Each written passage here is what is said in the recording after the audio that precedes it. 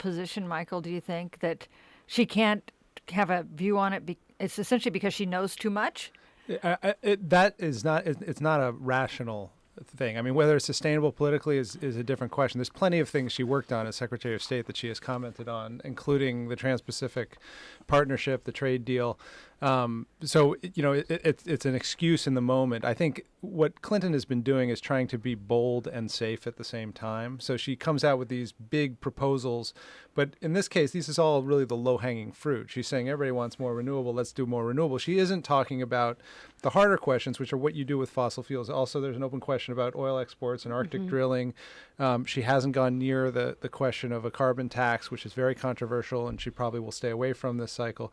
And then this is just one area where she's doing that. If you look at how she's approached financial regulation in Wall Street, she's come up with some very specific proposals, but she's also avoided some of the harder ones. And I think her plan is very clearly to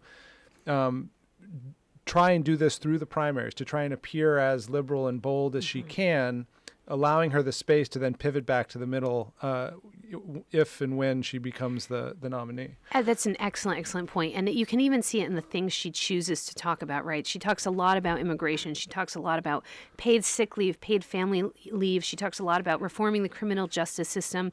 These are positions that are popular not only in the Democratic base, but across the country.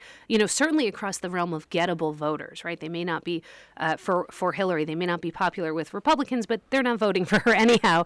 So she's playing it extremely safe, but as Michael said, at the same time trying to make it look like she's this bold progressive. It's a tough balancing act, and especially when you're avoiding weighing in on some key issues. Even though she did talk about the Trans-Pacific Partnership, she was kind of playing both sides of the issue on that. She came out as Secretary of State. She supported the Trans-Pacific Partnership, but when asked on the campaign trail if she supported it, she said, "Well, I want to make sure there are right labor and environmental standards. I want to see how it plays out."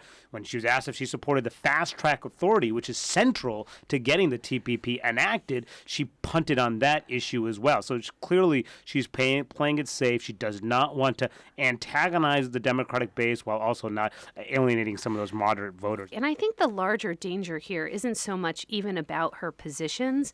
It's how this sets a narrative in motion. Republicans are working really hard to create this narrative about her that will do anything to get ahead, that she's a consummate creature of Washington, that she's not trustworthy.